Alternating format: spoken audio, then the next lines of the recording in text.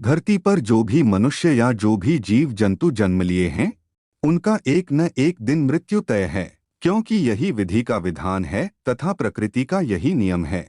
आज आए हो तो कल जाना भी पड़ेगा, इसी को शास्त्रों में परम सत्य माना गया है। मृत्यु एक अटक सत्य है, जिसे चाह कर भी झुटलाया नहीं जा सकता। क्या हर किसी को मरने के बाद मोक्ष मिल पाता है? उत्तर है नहीं। मरने के बाद किसी किसी को ही मोक्ष मिलता है।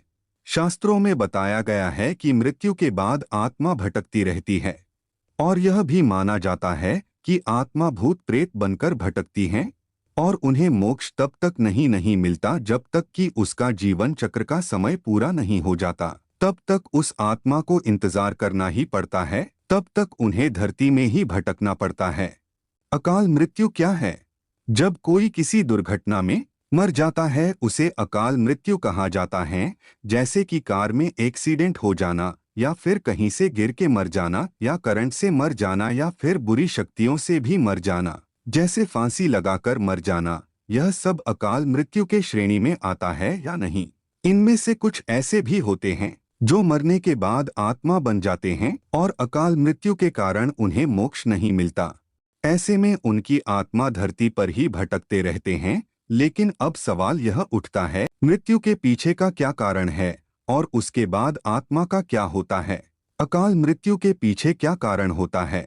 इसीलिए इस वीडियो को पूरा देखें। देर न करते हुए आज के इस प्रस्तुति की शुरुआत करते हैं। नमस्कार दर्शकों, एक बार फिर से आपका हमारे YouTube चैनल अननोन सफर में आप सभी का स्वागत है।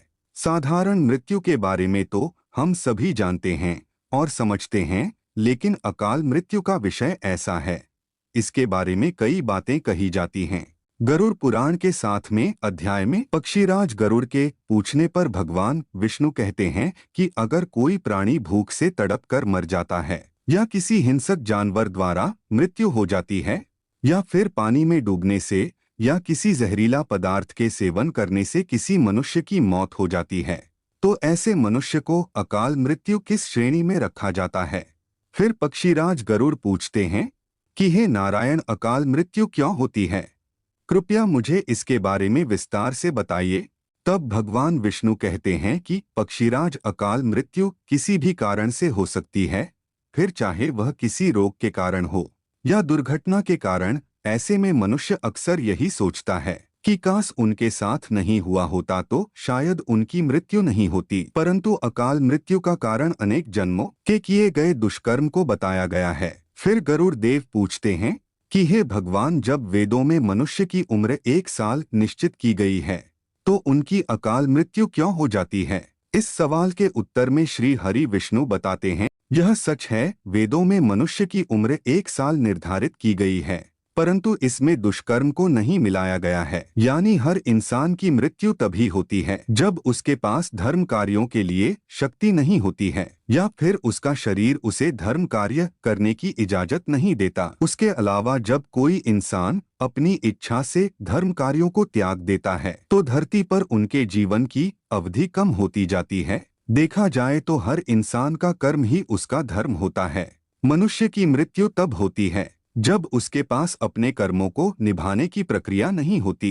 इंसान की उम्र भले ही 1 साल हो, लेकिन अपने कर्मों के जरिए वह अपनी उम्र को खुद ही नहीं चला पाता। वेदों का ज्ञान न होने से कर्म करता जाता है। इसलिए हर मनुष्य को धर्म और अधर्म के बारे में अवश्य जानना चाहिए। तब आगे पक्षीराज गरुड़ पूछते हैं कि अकाल मृत्यु के बाद आत्मा का क्या होता है? तब श्री हरि बताते हैं कि मनुष्य के जीवन के 7 चक्र निश्चित है।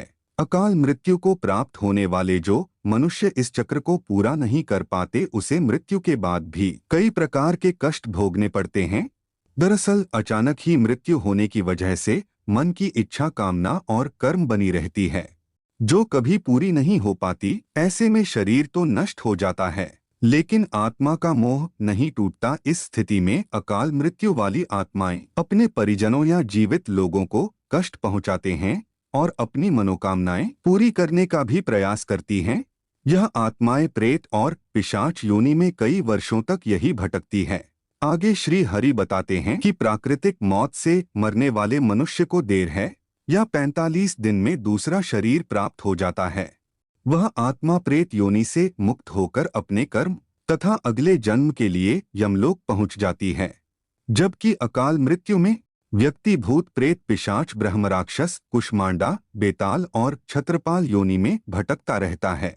उनकी आत्मा को जल्दी से शांति नहीं मिलती। तब पक्षीराज पूछते हैं, भगवान आत्महत्या करना पाप क्यों है? तब श्रीहरि बताते हैं कि अकाल मृत्यु में आत्महत्या को सबसे निचले दर्जे पर रखा जाता है। आत्महत्या करना सबसे बड़ा पाप है। आत्महत्या ईश्वर का निरादर और अपमान है। आत्महत्या करने वाले मनुष्य की आत्मा पृथ्वी लोक पर तब तक भटकती रहती है जब तक कि वह प्रकृति द्वारा निर्धारित अपने जीवन चक्र को पूरा नहीं कर लेती। ऐसी आत्मा को ना तो नरक लोक में जगह मिलती है और ना ही स्वर्ग लोक में। आत्मा को मरने के बाद भी सबसे कम लायक स्थिति से गुजरना पड़ता है। यह आत्माएं अपनी तमाम इच्छाओं की पूर्ति के लिए अंधकार में तब तक भटकती रहती हैं जब तक उनका जीवन चक्र पूरा नहीं हो जाता, क्योंकि यदि मनुष्य आत्महत्या करता है तो उसके कर्म और उस शरीर कार्य पूरा नहीं होता, इसलिए आत्महत्या नहीं करनी चाहिए।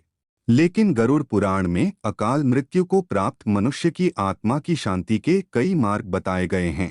अगर उन्हें पूछते हैं उन्हें त्रिलोकीनाथ अकाल मृत्यु वाली आत्मा की शांति के लिए उनके परिजनों को क्या करना चाहिए, तब भगवान विष्णु बताते हैं कि अकाल मृत्यु प्राप्त मनुष्य के परिजनों को आत्मा की इच्छा की पूर्ति के लिए पिंडदान और दान पुण्य तथा अच्छे कर्म करनी चाहिए और नदी या तालाब में तर्पण करना चाहिए ताकि उनकी आत्मा को जल्द ही मुक्ति मिल सके। यह कम से कम 3 से 4 वर्ष तक करना चाहिए, तब जाकर कहीं अकाल मृत्यु वाली आत्मा को मुक्ति मिल पाती है और उनके नए जीवन की शुरुआत होती है। मृत्यु से बचने के लिए हमें हमेशा अच्छे कर्म करने चाहिए और दान पुण्य एवं भगवान की भक्ति तथा प्रार्थना भी जरूर करनी चाहिए, क्योंकि प्रार्थना में दुर्भाग्य को भाग्य में बदलने की शक्ति होती है।